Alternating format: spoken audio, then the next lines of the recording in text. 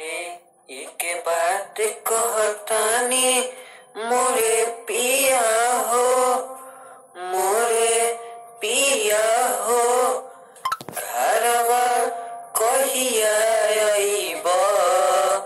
आ गइल फागुन के महीना, घरवा कहिया अइब हो?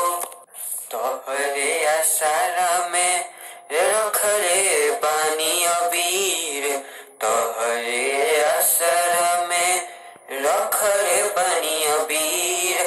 अब जानी लगाव तू देरवानु हो पिया हो, जानी लगाव तू देर पिया हो। फागुन के महीनावा आ गइल पिया हो, फागुन के महीना आ गइल पिया हो। कहे रे राम बसंती रस बरसेला, बसेला हो बसेला रंग बरसेला।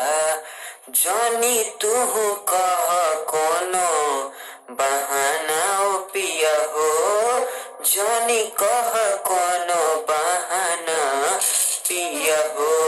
अब आवे के बाटे ई महीना में, अब आवे के बाटे ई महीना में। जानी देर लगाव मोरे पिया हो, आ गइल फागुन के महीना। जानी देर लगाव मोरे पिया हो, आ गइल फागुन के महीना। जल्दी से तू ले लो छुट्टी हो, जल्दी से तू ले लो छुट्टी हो। घरवा आवे में बीते ना जाए हो, घरवा आवे में बीते ना जाए हो।